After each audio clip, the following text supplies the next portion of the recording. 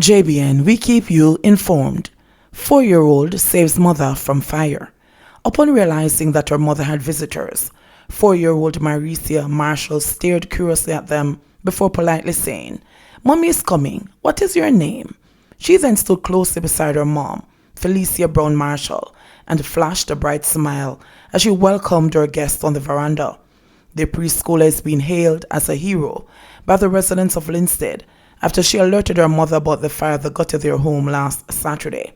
"I must have dozed off, but the next thing I know was that she was shaking me and waking me up saying, 'Mommy, mommy, fire in the house.' When I wake up, I couldn't see anything. All I could feel was the heat and the smoke was so thick, I couldn't see anything. I could only see her because she was wearing a green top, so I just grabbed her and run out. If she didn't wake me up, I would have probably died from smoke inhalation," Felicia said. The flames devoured the two-bedroom dwelling Felicia shared with Maricia and husband Courtney Marshall at Cat's Corner on Grove Road, Linstead, St. Catherine. Courtney, who said he was not at home at the time of the blaze, showered his daughter with praises, stating that Felicia probably would have died if Maricia had ignored the blaze. "She's a smart little girl. Everyone is saying she's a hero," he said. Seeing a photograph of her father standing outside the burnt-out house, Maricia said, "Look there, the house burn up. Me dolly burn up and me book them. Mommy never burn up." She clung to the arm of her mother, who later showered her with adoring kisses. Marshall said firefighters theorized that the blaze resulted from electrical problems. She said the family has been provided with temporary accommodation in the community. Among the other valuables that were destroyed was a refrigerator that he bought hours before the blaze. "It's over $80,000 me buy it for. I may not even get one use out of it. It's Saturday me buy it and them say me must wait 24 hours before me plug it in and see it burn out to nothing there. But they plan to use it to store some chicken so me can sell it back," he said. Courtney said that although they saved nothing, he is grateful for the assistance they have been receiving from neighbors and others in the area. But he is not oblivious to the rebuilding task ahead of him now. "The walls of the house porous because of the fire and water. So I'm going to have to start all over again. Anybody who can help me, I would be really grateful. I also want to say thanks to everyone who have offered an interest in helping," he said. Anyone wishing to assist the Marshalls may contact Courtney at 876-373-0900. That's 876-373-0900. Man charged with murder after making false police report. 22-year-old Romario Phillips of Old Harbour in St. Catherine was charged with creating public mischief after he gave a false report to the Old Harbour police on Monday, June 15. According to the police, about 3:30 p.m., Phillips reported to the police that he was held up at gunpoint by 3 men and robbed of his grey 2012 Nissan Note motor car in Greater Portmore, St. Catherine. The police said an investigation was launched which revealed that Phillips was not held at gunpoint and his motor car was not stolen, but it was used during a murder on the Christian Gardens main road in the parish on the same day. Phillips was subsequently arrested and charged with murder and creating public mischief. He is to appear in court soon. Isolated patient falls to death at a National Chest Hospital.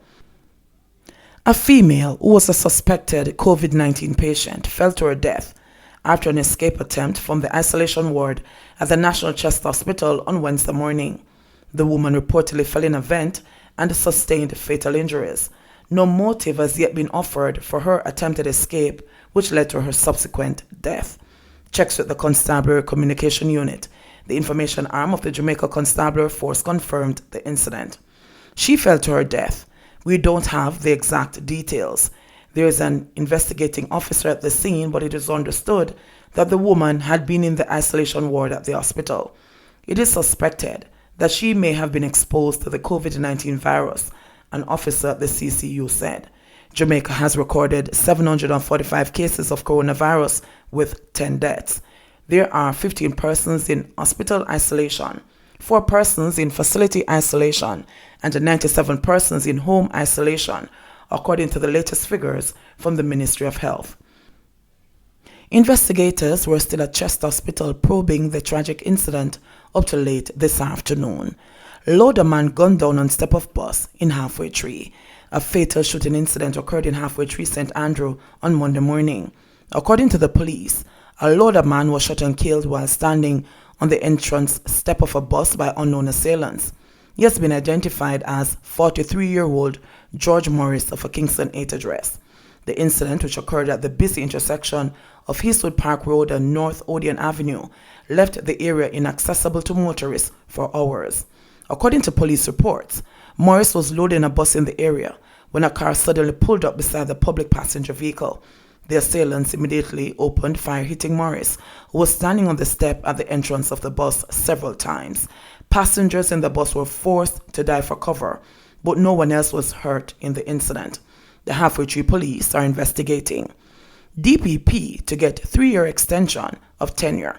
Prime Minister Andrew Holness has recommended to the Governor General that the tenure of Director of Public Prosecutions DPP, Paula Llewellyn, be extended by 3 years. The opposition leader, Dr. Peter Phillips, had objected to the extension after September this year, when Llewellyn was due to retire at 60 years old. At a press conference this morning, Holness told journalists that Llewellyn has performed well over her 12 years in office. On Tuesday, May 21, it was revealed that Phillips wrote to King's House expressing strenuous objection to the extension. Among other things, Phillips claimed that there were many deficiencies at the DPP's office and that Jamaica's alleged reputation for corruption grew during Llewellyn's tenure because she did not do enough corruption-related prosecutions. But Holness has countered, saying that the DPP has done a fairly good job in strengthening the office that's responsible for criminal prosecutions on behalf of the government. He also said he was not convinced by Phillips' argument that an incoming political administration should not be tied to a serving DPP. It is unfortunate that this matter has reached into the public domain. It does add various levels of complications to the appointment, Holness said. Llewellyn, the first woman to hold the post of DPP, has served across 4 political administrations. The Constitution states that before DPP turns 60, his or her tenure may be extended by the Governor General acting on the recommendation of the Prime Minister after consultation with the leader of the opposition. Woman posing as a securities dealer nabbed after collecting millions. A woman was charged with dealing in securities without a license and obtaining money by means of false pretense following several incidents between August and November 2019. She has been identified as 54-year-old Megan Maguire Roy of Marlymount, Old Harbour in St. Catherine. Reports are that a man made deposits totaling $9 million in Maguire Roy's account after she posed as a securities dealer. The police said the man later became suspicious and decided to contact the Financial Services Commission, where we learned that Maguire Roy was not licensed to carry out such services. The matter was reported to the police, an investigation launched, and Maguire Roy was arrested and charged on Monday, July 6. Our court date is being finalized. Indicom identifies inmate who reportedly died following altercation with correctional officer. The Independent Commission of Investigations, Indicom, has released the identity of an inmate who reportedly died after suffering injuries sustained at the Tower Street Adult Correctional Center. The deceased, whose identity was being withheld pending the notification of his relatives, is Darren Brown. Brown reportedly died after an incident ensued between himself and a correctional officer. Sources from inside the facility allege the incident began after the inmate went to get a bottle of water.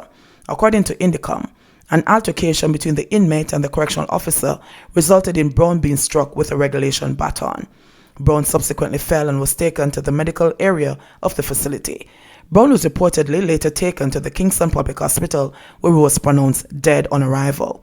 The incident has angered the inmates, many of whom participated in a hunger strike yesterday at the facility. Assistant Commissioner of Indicom, Hamish Brown, says the inmate's death is still under investigation. Suspect in custody following double murder of St. Elizabeth men. A male suspect has been taken into custody in relation to the shooting death of 2 men in the quiet community of Vineyard, St. Elizabeth on Monday.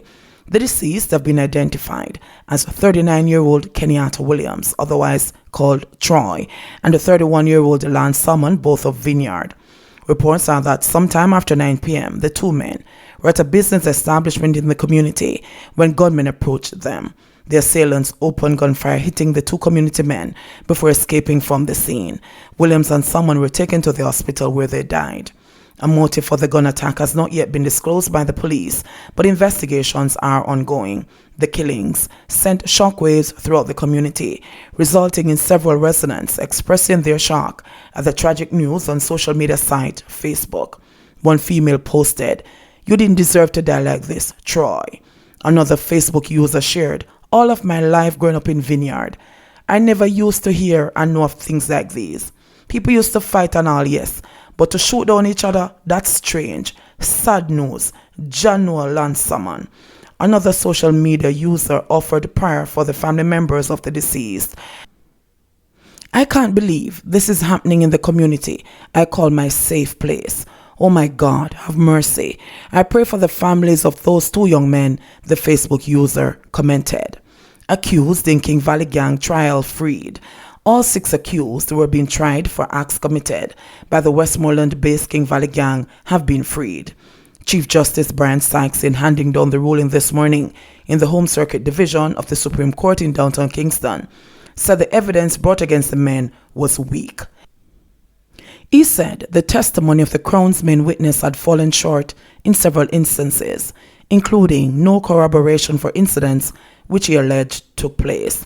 The 6: Carlington Godfrey, otherwise called Tommy; Ronaldo McInnes, otherwise called Ratty; Derval Williams, also called Lukey; Christian Grant, alias Ecoy; Lindell Powell, also called Lazarus; and Copeland Sankey, also known as Tupac, had been charged in an indictment containing 11 counts on suspicion of being part of a criminal organization, providing benefits to a criminal organization, and conspiring to commit murder, rape, and robbery with aggravation from as early as 2013.